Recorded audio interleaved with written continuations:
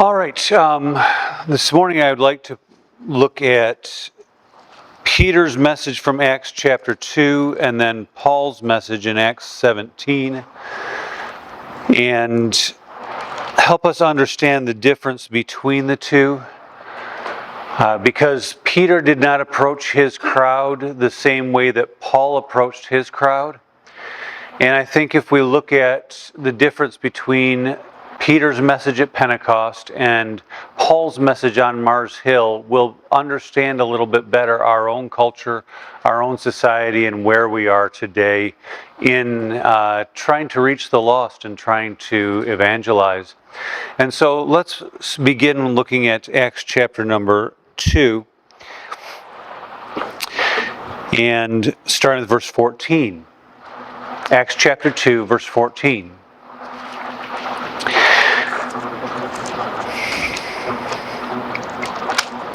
So it says, "But Peter, standing up with the 11, lifted up his voice and said unto them, Ye men of Judea, and all ye that dwell at Jerusalem, be this known unto you, and hearken to my words. For these are not drunken, as ye suppose, seeing it is but the third hour of the day." You remember, because they were speaking in tongues, the crowd said, "These guys are drunk." But that was not the case. Verse 16, "That this is that which was spoken of by the prophet Joel. And it shall come to pass in the last days, saith God, I will pour out my spirit upon all flesh. Your sons and your daughters shall prophesy. Your young men shall see visions. Your old men shall dream dreams. And on my servants and on my handmaiden will I pour out in those days my spirit, and they shall prophesy, and I will show wonders." And it goes on. So you have him bringing in Joel here. Now, what? Yes. Acts 2. I'm sorry, did I say 3? No. Acts 2 verse. We finished up with verse number 19. So if you remember, in the earlier part of the chapter, on the day of Pentecost, the Jewish population was gathered to the temple for worship for this holy day.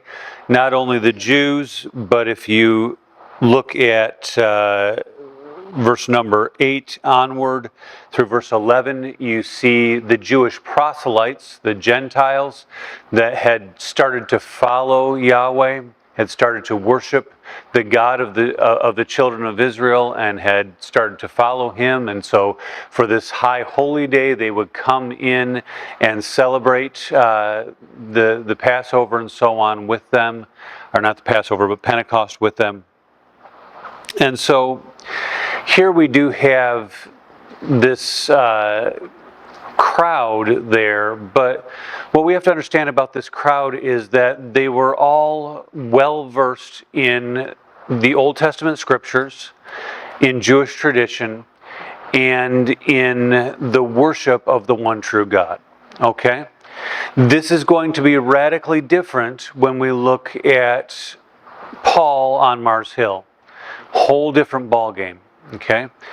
And so my contention this morning, or my argument this morning, is that we are living in a society that is much more like Paul on Mars Hill than it is Peter at Pentecost. And I'll explain that as we go along.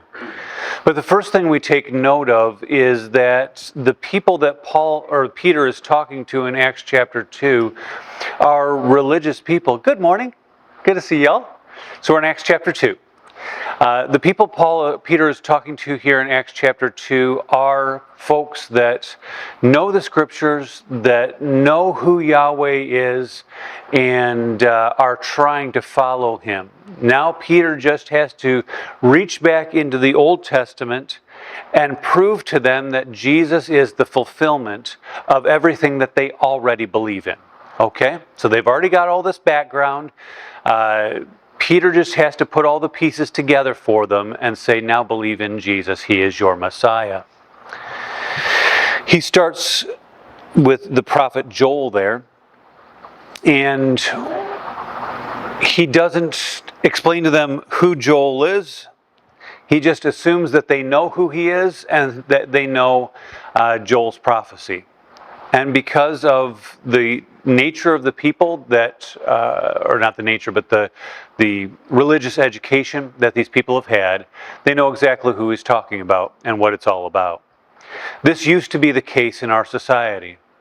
In our society, if you talked about Moses or Noah, if you talked about Elijah or Elisha, if you talked about Nahum or Habakkuk, the people would know what all that's about because they had gone at least through Sunday school as a kid. But now we're in the third and fourth generation of people that have no religious background at all. And even those that have grown up in some of the mainline churches, and when I say mainline churches, I'm talking about the old line Presbyterian, the United, and so on, that just kind of stopped teaching about Jesus and went into kind of all the social causes.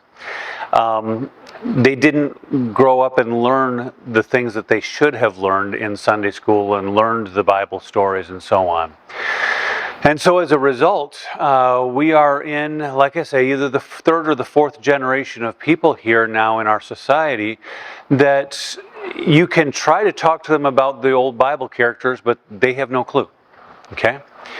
And so here he reaches back to Joel because he knows they know Joel.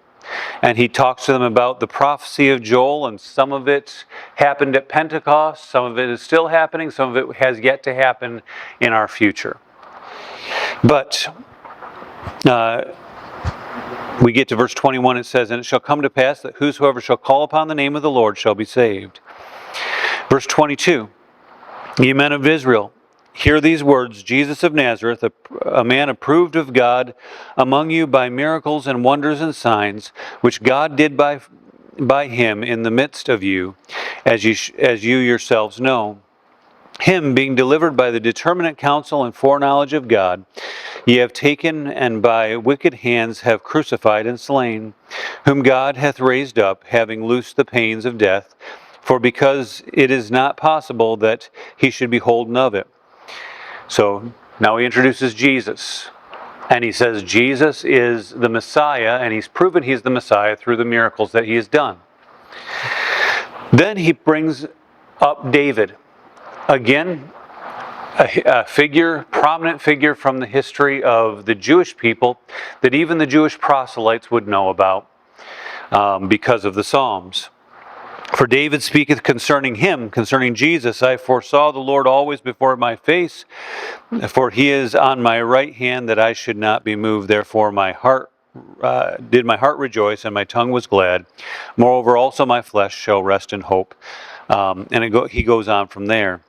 Now if we go down a ways, he continues to talk about Jesus and David. We don't have time to keep going there too much further. The end result, of course, is in verse number 38. Verse 37, they were pricked in their heart, and they said, "What shall we do?"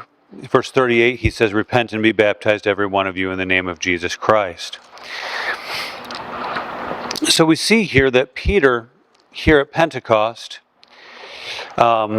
starts with the Old Testament scriptures, starts with Joel and David, and then you get to more of his message in chapter number 3, verse number 12.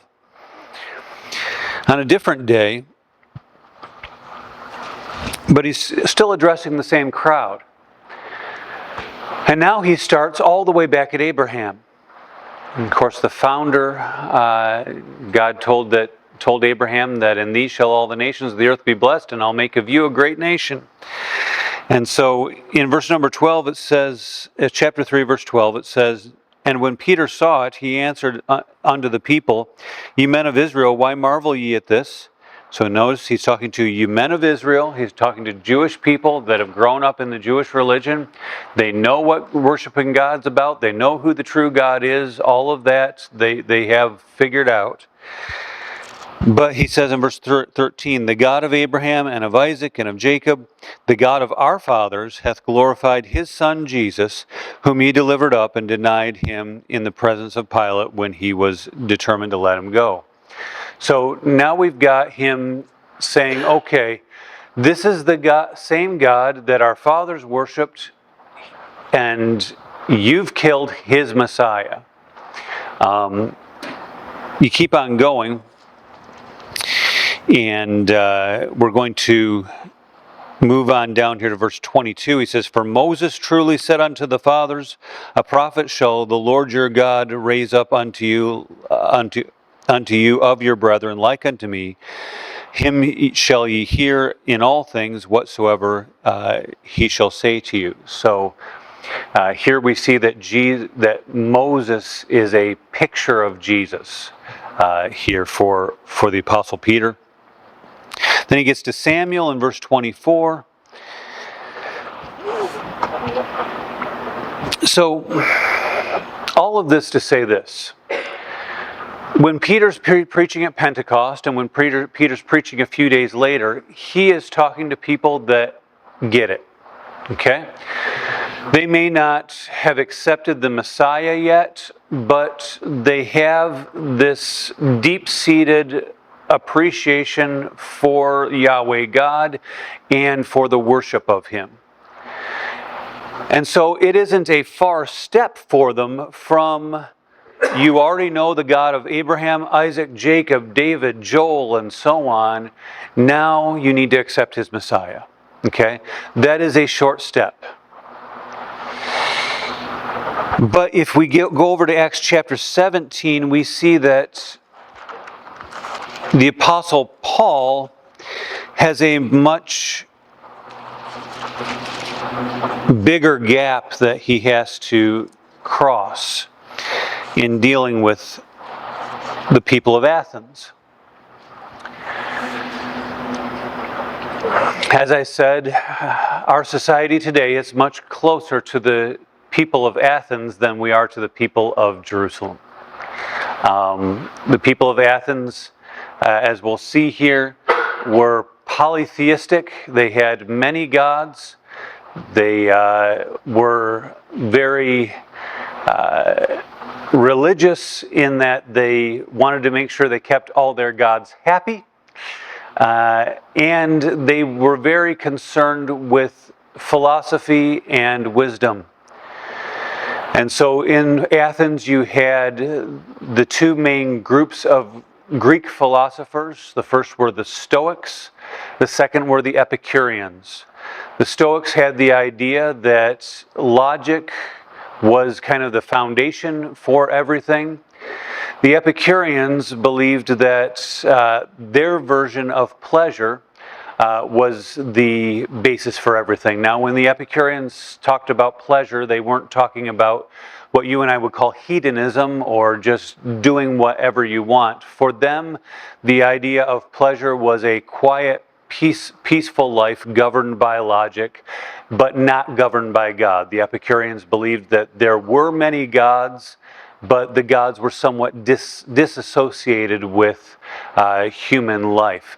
The founders of the United States were not necessarily Epicureans, but they had this kind of same idea that God, there was a God and we were responsible to Him, but He wasn't really terribly involved with the affairs of man's life, that He kind of created the world, spun it around and started it going, and then kind of stepped back. And so you do find some of the ideas of Epicureanism flowing throughout history. The same as the ideas of the Stoics. You see many of their ideas percolating up here and there throughout history. But these are the two main groups that are in Athens at this time. A far cry from the two main groups that were in Jerusalem. In Jerusalem you had the Pharisees and the Sadducees, right? And of course the people, the Gentiles, the Jewish proselytes that had come in for Pentecost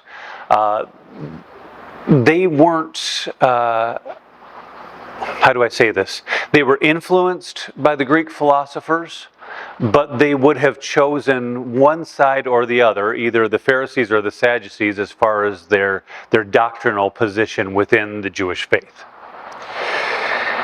So let's go to Acts chapter 17 and see how Paul here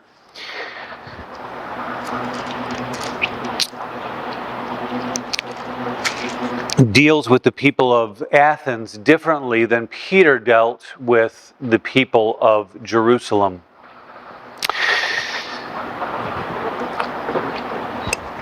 So let's please start.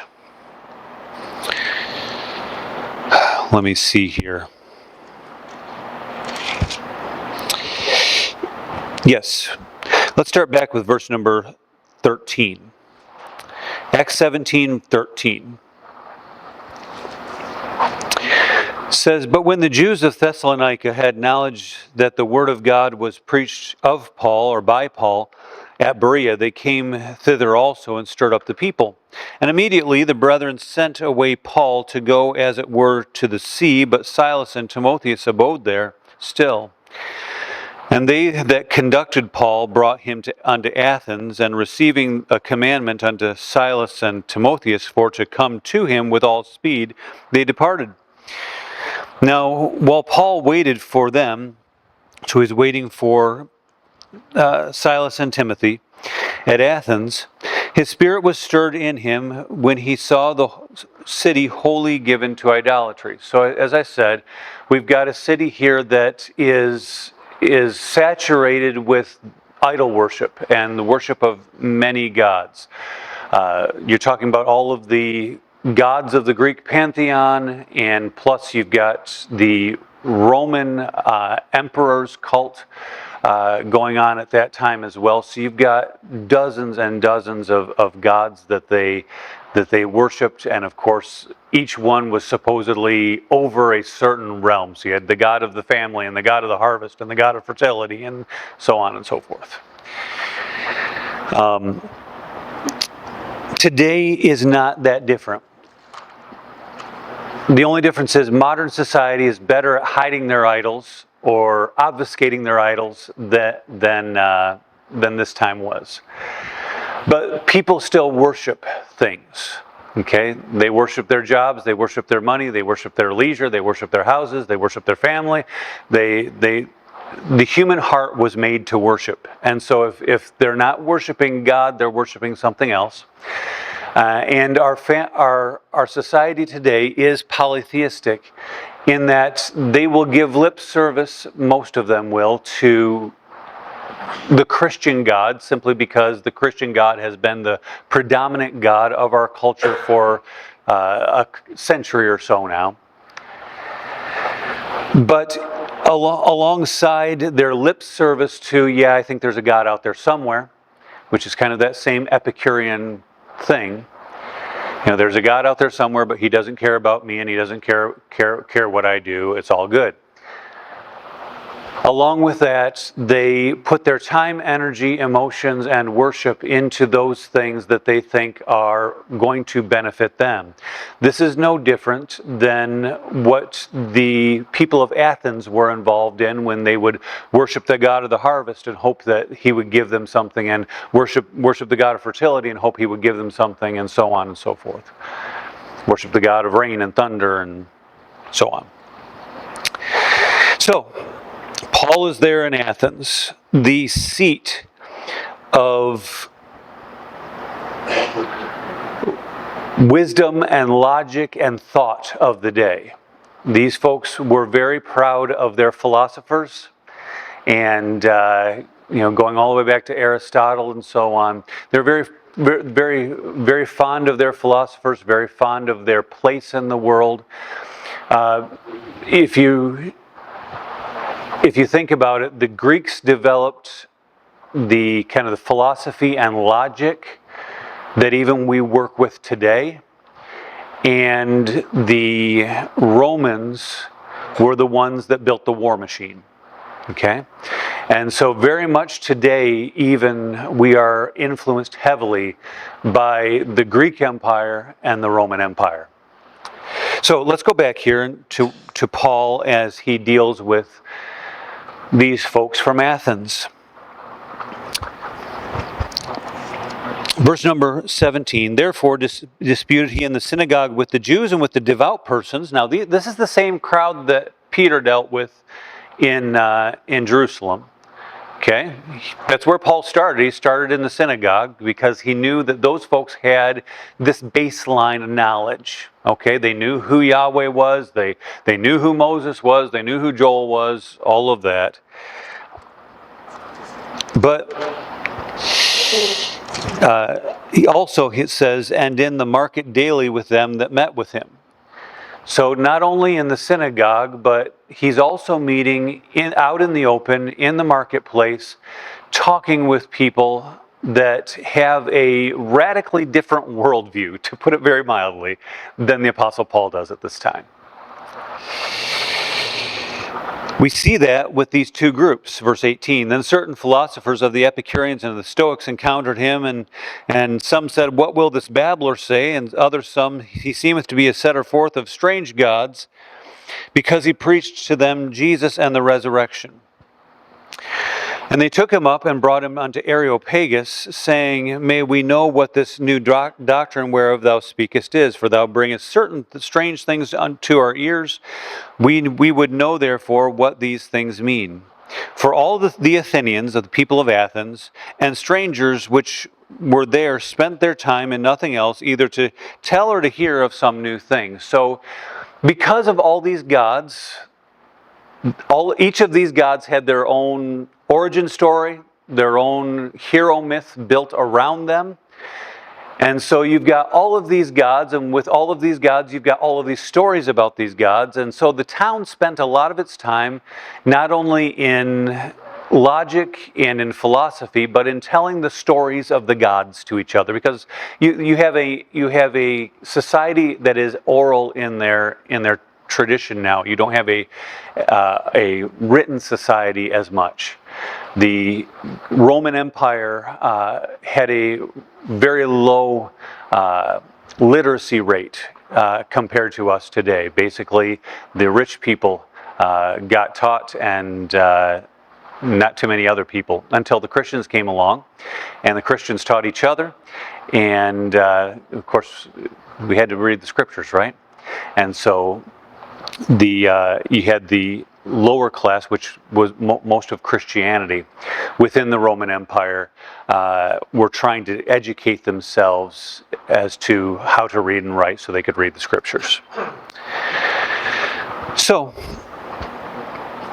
they bring Paul up to Areopagus, up to Mars Hill. This is where a council at that time met to decide big important matters and to hear big important matters. And from that hill you could look down on the city and see all of the different temples of the gods. And of course this is where the Apostle Paul picks up his story as he talks to them about the unknown God. Verse number 22, then Paul stood in the midst of Mars Hill and said,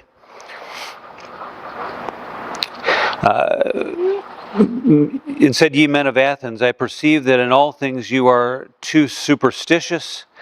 This word superstitious can also be translated too religious. He says you've overdone this. There aren't 24 gods. There's only one. So he says you're too superstitious. Verse 23, he says, for as I passed by and beheld your devotions. So he was watching how they worshipped their gods. He was watching their sacrifices. He was watching their ceremonies and so on. He says, I found an altar with this inscription, to the unknown God, whom therefore ye ignorantly worship and declare unto you. So he starts with what they know. They know their gods. And they know this one altar that they put up in town just in case they missed a God. Okay? So he said, just in case we miss one, we're going to put up one, that way we don't make him angry, because we don't know what he's in charge of. And he might be in charge of something little, but he might be in charge of something important. So just in case he's in charge of something important, we're going to make sure we've got an altar for him, even though we don't know what his name is. It says, I'm going to declare the unknown God to you. And of course, at this point, the people of Athens, except for the Jewish people over at the what am I trying to think of? Not the temple, the synagogue. There we go. Thank you. Other than those folks, the city as a whole did not know Yahweh. Did not know who he was, what his story was, what he had done, any of that. They just knew that there were these people over here that worshiped him. So, verse 24. God that made the world and all things therein, seeing he is Lord of heaven and earth, dwelleth not in temples made with hands, neither is worshipped with men's hands, as though he needed anything, seeing he giveth to all life and breath and all things. Where does Paul start? Paul starts with creation. Okay? So he doesn't go back to Abraham, he doesn't go to Joel or Moses or David. He says, I want to tell you about the God who created all this. Okay? And really, that's where we have to start with people today. Because they just don't know what they don't know. We have to start with, I want to tell you about a God who created everything. Because he created everything, he's the judge of everything. And we are responsible to him. Okay? The second thing he tells them is, this God is different than your gods. He says, your God dwells in temples made with hands. Our God doesn't. Okay? And this is where we have to make sure that as we talk to people about Jesus, we have to make them understand that our God does not live in this building. Okay? That this is a special place because we come here and the Holy Spirit of God lives in us. That's what makes it a special place. Okay? Not that God lives in this building. And so we have to make sure that people understand that our God is different than their God because our God created everything. Because he created everything, we're responsible to him. And he is different than the gods that they worship. Okay? So we keep going. Our God doesn't need anything. Verse number 25. Neither is worshipped with men's hands as though he needed anything. This, of course, is different than people today. People today are rushing about trying to work hard on this and do that in order to do better in life, in order to get something they think that the big word now is the universe owes them. Instead of talking about God, they'll talk about the universe. And so if you please the universe will give you great things. If you don't please the universe won't give you great things. Our God doesn't need us to give him anything. He is a kind God to us and loves us and treats us as his sons and daughters because he is a kind God and loves us. Okay, not because we do things for him. So in this way, our God is different than the gods that our society worships today. We keep going. 26, verse 26, and hath made of one blood all nations of men for to dwell on the face of the earth. Society today is very interested in breaking people up and breaking people apart into different ethnic groups and socioeconomic groups and sexual groups and so on in order to... And when you have different groups fighting with each other, you have a power dynamic that rich, powerful, and political people can take advantage of. Okay? Our God is different because he brings people together under the banner of Christ, under the blood of Christ, and brings people into one body. Okay? Into one church. And so here we see again him pushing back and saying, look, you've got all these gods, and you guys are worshiping these four gods because you think they're important, and you guys are worshiping those four gods that you think they're important, and you got this group over here that's not worshiping those four gods or those four gods, they're worshiping those four gods. He says, look, you guys are all fighting about what gods you're supposed to worship. I'm going to tell you about the one that'll bring you all together, and you can have a unified town.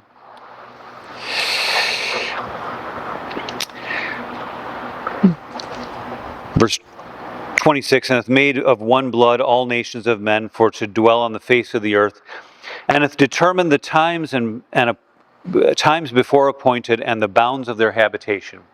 So he's saying, look, I know the God that has developed time itself, when you were born, when you're going to die, where you're going to live, all of that.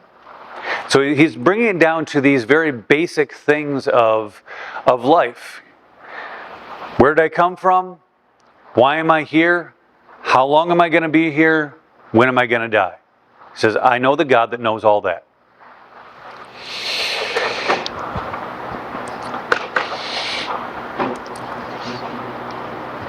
Verse number 27 says that they should seek the Lord, if haply they might feel after him and find him, though he be not far from every one of us. Now, this is a jab at the Epicureans. Remember, I told you the Epicureans thought that God was just kind of, or not God, but the gods, plural, were just kind of out there doing their thing and didn't really care about humanity. This is a pushback against them. He says, your gods are distant, my God is close to me. Okay, so this is a pushback against the Epicureans. Matter of fact, he says, verse 28, for in him we live and move and have our being, as certain also, we'll get to that in a moment. So now he's telling them, whether you know it or not, my God has always been concerned about you. Because in him, notice he doesn't say I, we. He's bringing them into the conversation. In him, we live and move and have our being. He says, God put all this into motion. God created this. He is near to us, and he has always been nearby watching your life. He's concerned about you. You're beginning to see a completely different tactic, a completely different line of logic from Paul than you did from Peter. Two different audiences. Paul now brings in two of the philosophers of their past. One of the guys by the name Epimenides, and he says in verse number 28, as certain also of your poets have said, for we also are his offspring. So the first part of verse 28 and the last part of verse 28 are quotations from their Greek philosophers. And so he takes something that they already know in society, much like Peter did with the Old Testament prophets, but this is just not anybody from the Old Testament. And he says, look, you guys have heard what this guy said and what this guy said. Well, what they said is true. Okay? And he ties what they said back to his message about Jesus. And so this would be something like you and I talking with someone in the grocery store or over at Tim Hortons or down on Main Street and saying, well, you heard what was in the news yesterday. You heard what the news broadcaster said, or you heard what the podcaster said, or so on. Just taking something in popular culture that, although it is secular in nature, it is also true, because all truth comes from God. And tying that truth back to the Word of God, back to the message of Christ. So this is what they're doing, what he's doing. So he talks about those two. Again, in verse number 29, he shows them that Our God is different than their God because our God is not something that we've created or made up. It says, for as much as we are the offspring of God, and ought not to think of that the Godhead is like unto gold or silver or stone or graven by art and man's device. The difference between today's society and the society at that time is our society, at least at this point, it's getting worse and worse. But at least at this point, most houses don't have idols of wood and stone in them. Okay? What has happened in a post-Christian society is that instead of creating an idol of wood or stone, people have simply redefined God and Jesus in their own image. So they'll say, well, my God would never do that. Well, good, your God is different than my God, okay? So they say, my God would never send anyone to hell. Well, you're not worshiping the God of the Bible then. You're worshiping an idol that you made up. Okay, or they'll say, my Jesus was always nice and kind to everyone. Okay, you didn't read the part where he took the whip and drove the money changers out of the temple, did you? So when people take God and Jesus and redefine them so that they can feel good about what they're doing and do whatever they want and still have some semblance of religiosity and worship, they're no longer worshiping Yahweh and the true Jesus. They're worshiping idols that they've made up in their own mind and in their own head. Okay? And that's really where we are in this post-Christian, really getting close to pagan society today. Let's move down a little bit here. The sticking point was the resurrection, verse 31. Well, two things. Verse 31 says, because he hath appointed a day in which he will judge the world in righteousness by that man whom he hath ordained, whereof he hath given assurance unto all men, in that he hath raised him from the dead. So there are two things that they're going to balk against here. One, that I'm accountable to anyone. And this, of course, is where our society is today.